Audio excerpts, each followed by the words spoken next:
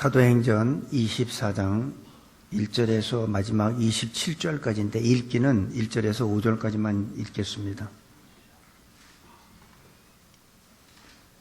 닷새 후에 대제사장 아나니아가 어떤 장로들과 한 변사 더둘로와 함께 내려와서 총독 앞에서 바울을 고소하니라. 바울을 부르매 더둘로가 송사하여 가로되 벨릭스가 가여 우리가 당신을 힘입어 태평을 누리고 또 이 민족이 당신의 선견을 인하여 여러 가지로 개량된 것을 우리가 어느 모양으로나 어느 곳에서나 감사무지하옵나이다. 당신을 더 괴롭게 아니하려 하여 우리가 대강 여쭈옵나니 관용하여 들으시기를 원하나이다. 우리가 보니 이 사람은 연병이라 천하에 퍼진 유대인을 다 소욕케 하는 자요 나사렛 이단의 괴수라. 아멘. 사도 바울은 유대인들의 그 살해의 위협 속에서 특별히 그 천부장이 로마 군사를 통해서 안전하게 보호합니다.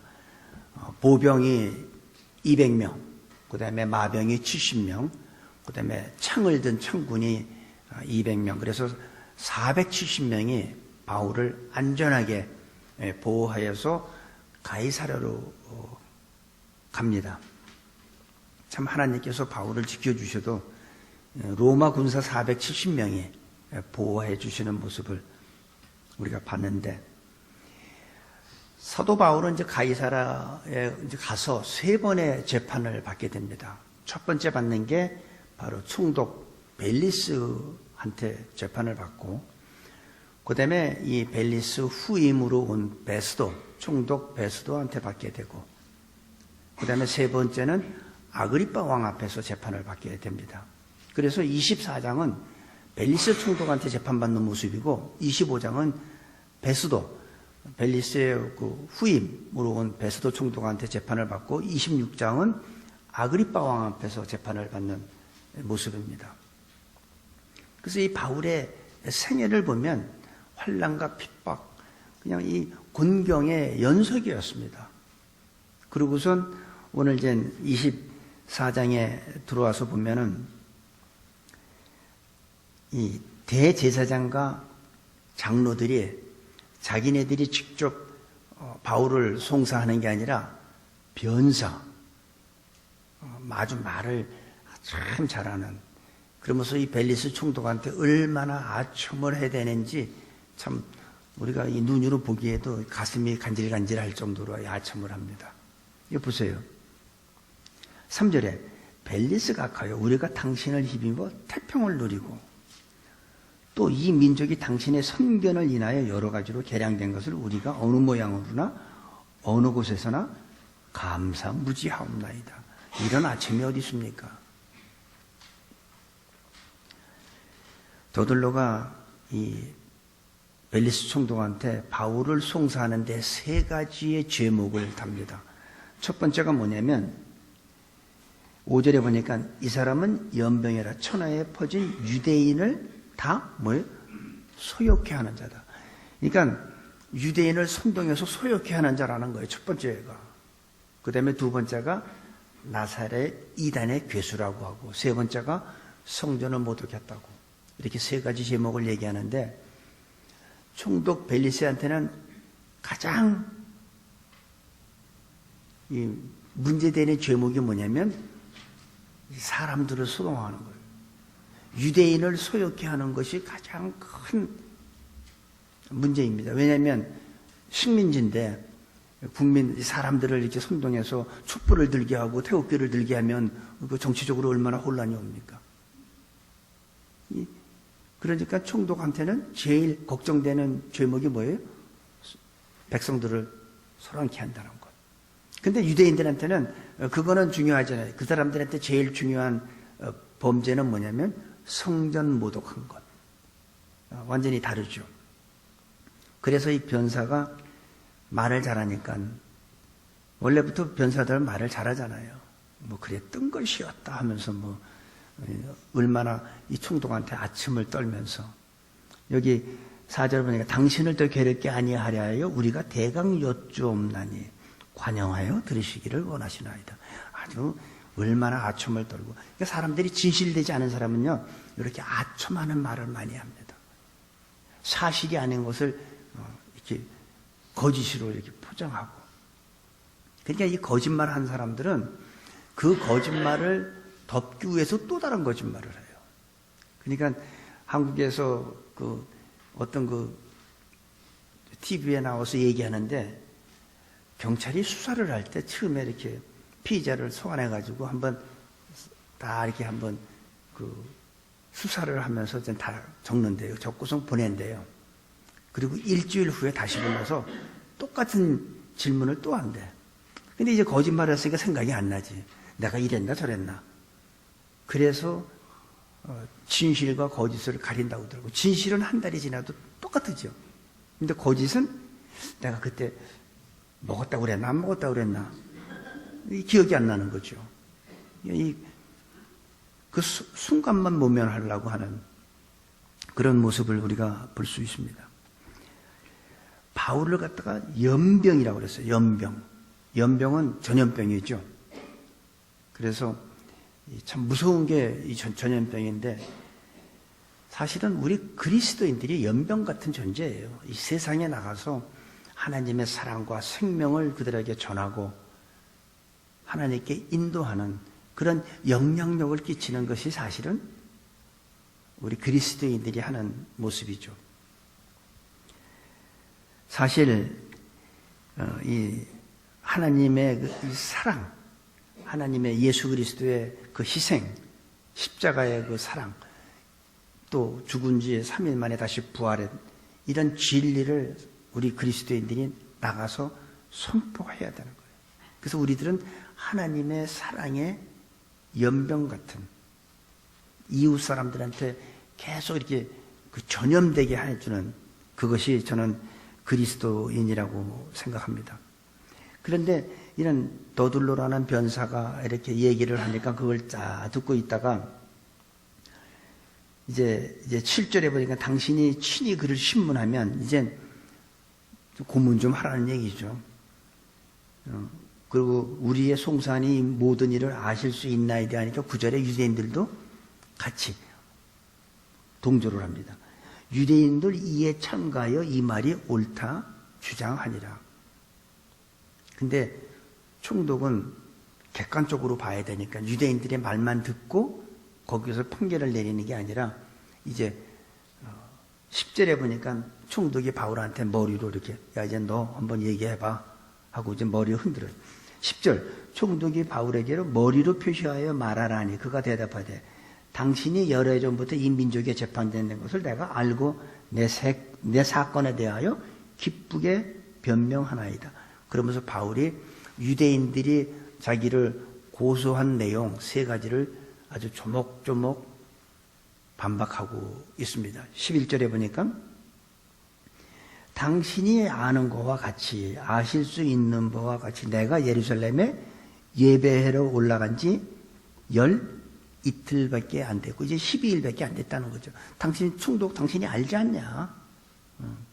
그리고 12절, 저희는 내가 성전에서 아무와 변론하는 것이나 회당가 또는 성중에서 무리를 소동케 하는 것을 보지 못하였으니 이제 나를 송사하는 모든 일에 대하여 저희가 능히 당신 앞에 내세울 것이 없나이다.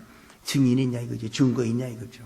내가 여기 예루살렘에 온 지 이제 열이틀밖에 안 됐는데 12일밖에 안 됐고 내가 성전에 가서 누구하고 다퉜고 누구를 소동케 했고 물어보라 이거죠.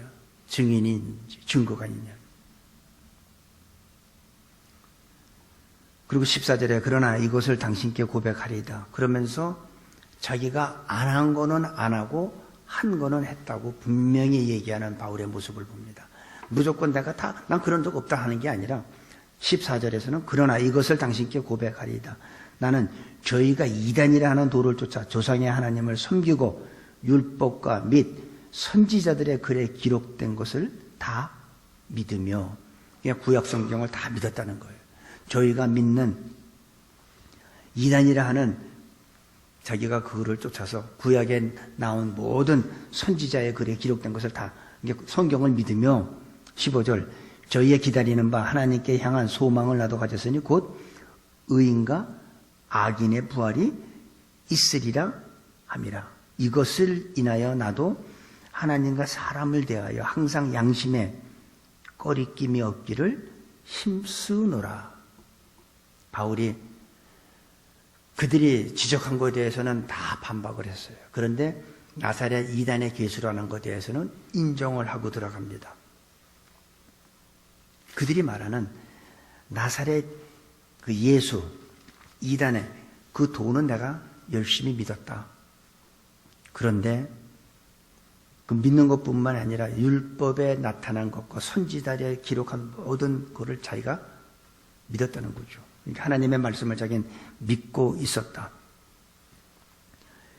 자기가 한 것은 했다고 분명히 말합니다. 그러면서 이 바울은 뭐라고 그러냐면 15절에 의인과 악인의 부활이 그러니까 부활에 대한 것 때문에 내가 지금 소송을 받는다는 거죠. 의인의 부활과 악인의 부활.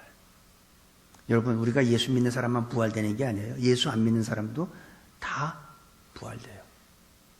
그 사람들은 심판의 부활, 우리는 영생의 생명의 부활로. 그래서 믿는 사람이든 믿지 않는 사람이든 다 부활되게 되어 있어요. 부활돼서 그들은, 안 믿는 사람들은 심판의 부활로 나와서 둘째 사망이라는 것을 맞게 되고, 우리는 생명의 부활로 주님과 영원히 사는 그런 부활로 우리는 나타나게 됩니다. 그리고 뭐라고 그러냐면 15절에 저희의 기다리는 바 하나님께 향한 소망을 나도 가졌으니, 그러면서 하는 얘기가 뭐냐면 저희가 믿는 그 하나님, 그러니까 내가 의인과 악인의 부활이 있는 것은 죄가 되질 않는다 이거죠. 저들도 똑같은 그런 믿음을 갖고 있으니까. 그 사실은 사두개인은 안 믿죠. 바리새인들이 믿는 거죠. 그러면서 16절에 말해 이것을 인하여 나도 하나님과 사람을 대하여 항상 양심에 꺼리낌이 없기를 힘쓰노라. 바울은 예스와 노를 분명히 합니다. 재판장 앞에서, 총독 앞에서 내가 한 것은 했고 안 한 것은 안 했다고 분명히 이렇게 말하면서 총독한테 잘 보이려고 하지도 않고 아첨하는 말도 하지 않고 오직 진리만 얘기합니다. 내가 송사받는 것은 사람이 죽었다가 다시 살아나는 부활로 인해서 내가 이런 송사를 받는 것이다. 대부분의 사람들은 상황에 따라 적당히 말을 바꾸죠. 왜 바울은 이런 능력이 있을까요? 우리는 왜 능력이 없을까요? 상황에 따라서 눈에 보이는 이익을 향해서 요럴 땐 이렇게 말하고 저럴 땐 저렇게, 상황에 따라서 우리는 말을 바꾸는 거죠. 그러니까 하나님과 사람 앞에서 우리는 양심의 꺼리낌이 없어야 되는데 우리는 있잖아요. 우리의 모든 삶이 다 양심의 꺼리낌이 없다는 게 아니에요. 아주 어느 한 부분, 사람마다 자기의 어느 한 약한 부분이 있잖아요. 그 약한 부분이 있기 때문에 우리는 하나님 앞에서 떳떳할 수가 없는 거죠. 그래서 교회는 이 세상에 교회 숫자가 적거나 그 교회 안에 있는 성도의 숫자가 적어서 우리가 능력이 없는 게 아니라 바울은 혼자인데도 불구하고 능력이 있었어요. 왜? 하나님과 사람 앞에서 양심에 자기는 가책받은 것도 없고 항상 떳떳하기 때문에. 그러니까 이 세상에는 많은 하나님을 믿는 사람들이 있지만 그 사람들이 세상에서 영향력을 주지 못하니까 세상이 바뀌지 않는 거죠. 떳떳하지 못하잖아요. 내 삶 전체가 떳떳하지 못한 게 아니야. 어느 한 부분, 작은 부분, 그 부분이 내가 하나님 앞에 떳떳하지 못하니까 인간은 그럴 수밖에 없어요. 하나님 앞에 의인이 어디 있습니까? 다 죄인이죠. 의인은 없나니 하나도 없죠.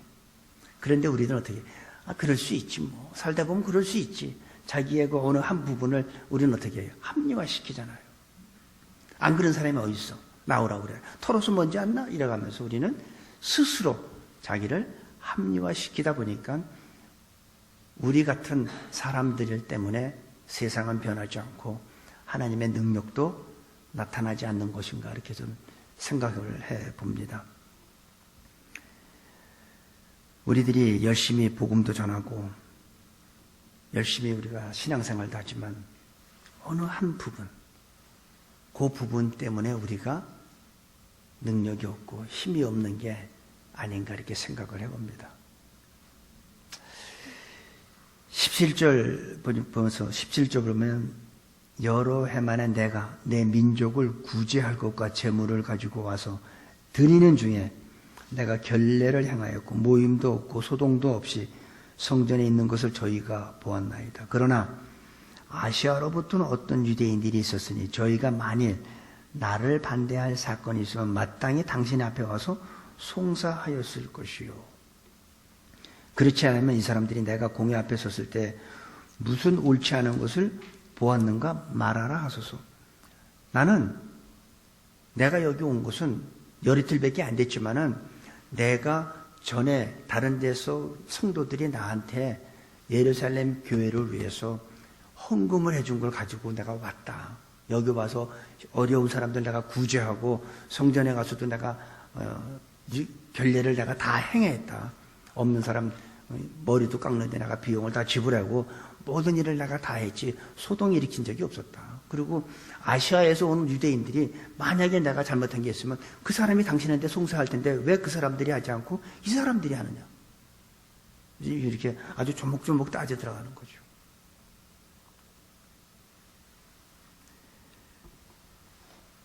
외국에 있는 유대인들이 나를 반대했다면 그들이 해야 되는데 왜 이들이 아나니아란 제사장과 장로와 이 변사란 사람이 아시아에서 온 유대인들이 하지 않고 왜 이 사람들이 나를 송사하느냐. 난 여기 온 지도 얼마 안 됐는데 내가 성전에서 누구를 다툰 적이 있는지 누구를 소란케 한 적이 있는지 대라고 해봐라. 그 사람들을 증인으로 세우게 한번 해봐라. 이렇게 따집니다. 그러면서 내가 문제가 있다면 21절에 오직 내가 저희 가운데서 외치기를 내가 죽은 자의 부활에 대하여 오늘 너희 앞에 신문을 받는다고 한 그 소리 때문에 그런 거다. 내가 뭐 사람들을 소란케 한 적도 없고 나사렛 이단의 교회에서 그건 맞다 내가. 그리고 성전에서 내가 누구하고 성전 모독한 적도 없다. 내가 단 지금 이런 내가 송사를 받는 것은 죽은 자의 부활 이 말한 것 때문에 그렇다. 이렇게 이제 쭉 얘기를 합니다. 그러니까 벨리스 총독이 22절에 보니까 벨리스가 이 도에 관한 것을 더 자세히 아는 거로 이게 알아요. 왜냐하면 그 와이프가 유대인이에요. 그러니까 그 유대 그 율법에 대해서 알아요. 그러니까 이 벨리스 총독이 자기가 더 자세히 알기 때문에 뭐라고 그랬냐면 연기하여 가로되 천부장 루시아가 내려오거든 너희를 처결하리라 하고 백부장을 명하여 바울을 지키되 자유를 주며 친구 중 아무나 수종하는 것을 금치 말라 하니라. 그러니까 이 벨리스 총독이 자기도 아는 거니까 그러니까 죄가 없잖아요. 죽은 자의 부활 그것 때문에 이렇게 난리를 피는 거고 전혀 바울의 얘기를 들어보니까 이 유대인들이 말하는 변사를 통해서 말하는 것과 전혀 다르고 그들은 너무나 아첨하고 뭐 감사무지무하면서 근데 바울은 한 건을 하고 아닌 건 아니고 아주 딱딱 이렇게 얘기하니까 조목조목 따지니까 벨리스 총독이 들어보니까 바울이 맞아. 이 사람은 아주 아마 어떠면 바울의 그 말에서 아마 감동을 받았는지도 몰라요. 그러니까 거기서 판결을 안 내립니다. 판결을 안 내리고 바울을 천부장이 올 때까지 다시 가두되 자유를 두라는 거예요. 가두긴 하되 이에게 자유를 줘서 만나는 사람 만나게 하고 누가 수종 들 사람이 있으면 수종 드는 것도 막지 말고 자유롭게 하라는 거예요. 단 감옥 그 안에 영내에서만 자유롭게 하라는 거예요. 이게 얼마나 하나님의 축복입니까? 만약에 이건 만약에요. 만약에 벨리스 총독이 내가 보니까 죄가 없다. 너 오늘 후리 석방 이렇게 쓰면 어떻게 됐을까요? 그랬으면 큰일 나죠. 바울을 죽이기 전에는 40명이 먹지도 않고 마시지도 않기로 맹세한 사람들이 있잖아요. 만약에 벨리스 총독이 내가 보니까 죄가 없다. 야, 너 오늘부로 나가라. 자유다. 풀이다. 하고 판결을 내렸으면 바울은 언제 어디서 누구한테 살해당했을 거예요. 근데 하나님은 그걸 아시니까 벨리스 총독의 마음을 재판 판결을 안 내려. 연기해요. 총부장 올 때까지. 이게 하나님의 축복인 거예요. 그러니까 여러분들, 내가 살면서 나 오늘 좀 석방해 줬으면 좋은데 왜 계속 구속시키지? 이게 하나님의 축복이라는 거예요. 어떤 면에서? 나를 지켜주기 위해서. 내가 나가면 어떻게 돼? 40명이 먹지도 않고 마시지도 않고 바울을 죽이겠다고 하는데 그 사람들한테 걸리면 그 즉시 살해당하죠. 그래서 이런 것도 내가 볼 때는 이건 좀 공평한 것 같지 않은데 내가 죄가 없는 거 알면서도 왜 날 석방 안 하지? 석방하지 않는 게 하나님의 축복이라는 거예요. 우리가 살아가면서 조금 내 생각에는 이랬으면 좋겠는데 왜 이랬지? 그게 하나님의 축복인 거예요. 나를 지켜주는 거예요. 바울이 만약에 감옥 바깥으로 나오는 순간 언제 어디서 살해될 수 있다는 거예요. 그래서 재판이 결정되지 않기 때문에 바울은 감옥에 있으면서 계속 보호를 받게 됩니다. 그리고 바울을 자유롭게 해주기 때문에 바울은 어떻게 해요? 그 안에서 많은 사람한테 또 어떻게 해요? 복음을 전할 수가 있죠. 자유로우니까 그 감옥 안에서는. 간수한테도 복음 전할 수 있고 로마 군인들한테도 복음 전할 수 있고. 이게 하나님이 하시는 거는 우리의 생각을 뛰어넘는 겁니다. 우리의 상상과 우리의 생각하고는 달라요. 하나님의 생각은 우리의 생각과 다릅니다. 그러면서 24절에서 25절 보니까 수일 후에 벨릭스가 그 안에 유대 여자 두루실레와 함께 와서 바울을 불러 그리스도 예수 믿는 도를 듣거늘. 이 벨리스 총독은 바울의 그 변명하는 것, 조목조목 따지면서 변명하는 걸 듣고선 굉장히 관심을 갖기 시작했어요. 바울 도대체 자기가 판결을 내리면 정말 죽일 수도 있고 석방시킬 수도 있고 하는 그런 자기 앞에서 담대하게 말하는 그 도가, 그 사람이 바울이 믿는 도가 너무 궁금한 거예요. 그러니까 신앙적으로 너무나 관심을 갖게 되니까 바울을 불러서 그 도에 대해서 자세히 듣기를 원하는 겁니다. 그러면서 그 25절 바울이 의와 절제와 장차오늘 심판을 강론하니, 이제 바울을 불러서 그 예수님에 대한 도를, 그 복음을 자세히 듣는데 의와 절제를 듣는 거는 좋은데 장차올 심판을 들으니까 이거 두려움, 무서운 거예요. 응? 그럼 나 지옥 가는 거 아니야? 거기는 뜨거운 막 유황불못에 나 또 빠지는 거 아니야? 어쨌든 뭔지 모르지만 작은 벨릭스가 바울의 이 복음을 듣다가 무서운 거예요. 두려움이 오기 시작한 거예요. 하나님의 심판에 대해서 들으니까. 장차올 심판을 들으니까 두려우니까 어떻게 해요? 바울을 다시 보내요. 야, 가. 내가 나중에 다시 또 부를게. 두려운 마음. 이건 뭐예요? 복음을 제대로 전했다는 얘기죠. 제대로 전하니까 이 벨릭스가 두려움을 갖게 된 거죠. 그렇지 않은 사람들은 어떻게 해요? 얘기 안 하죠. 사실대로 얘기 안 해줘. 괜히 기분 나쁘게 했다가 나한테 해로운 일이 있을까봐 그렇게 안 하잖아요. 대부분 사람들은. 듣기 좋게 얘기하죠. 근데 바울은 정확하게 복음을 설명했다는 것을 우리가 볼 수가 있습니다. 왜? 벨리스 총독이 두려움을 가졌으니까.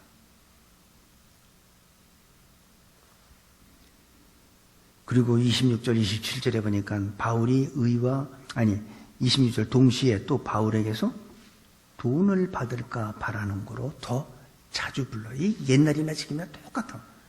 어떻게 하든지, 응? 앞에서는 나 이러고 뒤로 딱 이렇게 내밀잖아요. 남 몰래 돈. 그러니까 옛날이나 지금이나 이 지금 힘쓰는 사람들은, 권력 있는 사람들은 이 돈을 너무 밝혀요. 돈 밝히면 성경에서 뇌물 받지 말라고 그래요. 옛날에도 돈을 밝히고 지금도 돈을 밝힙니다. 그러니까 돈을 안 주면, 급행료를 안 주면 일 처리가 안 돼요. 오늘 이거 딱 갖고 가서 여기 도장 좀 찍어달라고 가면은 놓고 가세요. 한 5일 후에 오세요. 그 금방 찍으면 되는데. 왜 그래요? 그게 갑질이죠. 왜 갑질이에요? 뭐가 나올까? 내가 이렇게 시간 끌고 힘들게 하면 뭐가 나오겠지. 급행료를 주겠지. 총독은 어떻게 하면 돈을 받아낼 수 있을까? 한번 자주 불렀어요. 자주. 얘가 눈치를 못 채네. 가. 또 불러. 아, 얘가 왜 이렇게 안 돌아가지? 이 정도면 이게 좀 센스가 있으면 이게 내가 뭘 원하는지 알 텐데. 지금 그 얘기예요. 그게 자주 부르는 거지. 이 총독 벨리스의 관심은 딱 두 가지예요. 바울이 믿는 그 신앙에 대해서 관심이 있었고, 그 다음에 돈에 대해서 관심이 있었어요. 딱 두 가지밖에 없었어요. 근데 바울은 거기에 복음만, 진리만 선포할 뿐이지, 왜 바울이 눈치가 없었겠어요? 돈을 원하는 거 다 알지만 안 하죠. 그러니까 이 벨리스 총독은 27절에 보니까 유대인들한테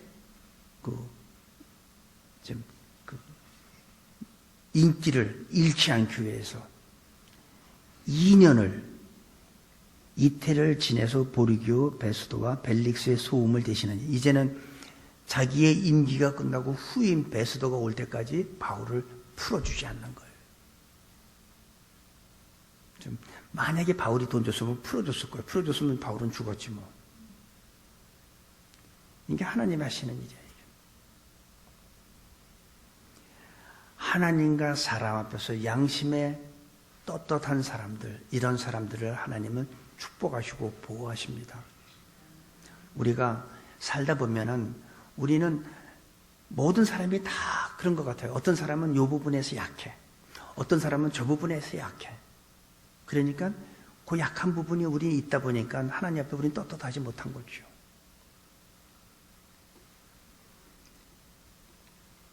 바울의 마음을 얻고자, 유대인들의 마음을 얻고자 하자 바울을 2년이나 더 감옥에 가둡니다. 그리고 이제 총독 바뀝니다. 시간이 지나니까 이제 벨릭스가 베스도 후임 총독으로 바뀝니다. 사람은요, 바뀌게 되어 있어요. 시간이 지나면 모든 게 다 바뀌게 있습니다. 권력도, 재물도 다 지나갑니다. 사람은 떠나고 바뀌지만 하나님은 안 바뀌어요. 하나님은 어제나 오늘이나 영원토록 동일하십니다. 사람은 벨릭스에서 베스도로 바뀝니다. 근데 하나님은 그냥 그대로예요. 영원하세요. 전혀 변하지 않습니다. 그 하나님은 베스도가 바뀌어도 거기에서 하나님은 또 바울을 도와주십니다. 오직 하나님은 영원하시고 신실하신 하나님입니다. 그 하나님 앞에 우리는 바울의 이 재판받는 모습을 보면서 우리는 어떻게 살아야 할까요? 신실하신 하나님, 영원하신 하나님 앞에 우리는 남은 삶을 얼마 남았든 관계없이 어떻게 살고 무엇을 위해 살아야 하는지 생각해 보기를 바랍니다.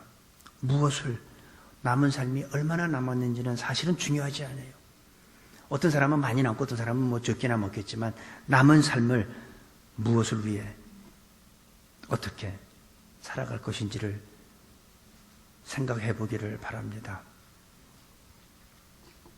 남은 시간 동안에 바울과 같이 하나님과 사람 앞에 내 양심에 떳떳하게 살 수 있다면, 그렇게 살기로 우리가 작정하고 결단한다면 저는 성령께서 도와주신다고 믿습니다.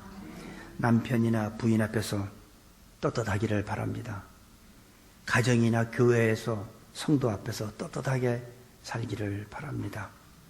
부끄러움 없이 떳떳하게 살면 하나님의 축복은 반드시 그런 사람들에게 하나님의 축복이 넘친다고 믿습니다. 그런 사람들에게 영원하신 하나님은 영원한 축복을 주시는 우리 하나님이라고 믿습니다. 우리 오늘 이 시간부터 하나님과 사람 앞에서, 내 양심에, 가정에서, 남편 앞에서, 아내 앞에서, 교회에서 떳떳하게 살아가는 우리가 모두가 될 때 하나님의 축복은, 영원하신 하나님은 우리한테 영원한 축복, 바로 그런 사람에게 주신다고 믿습니다.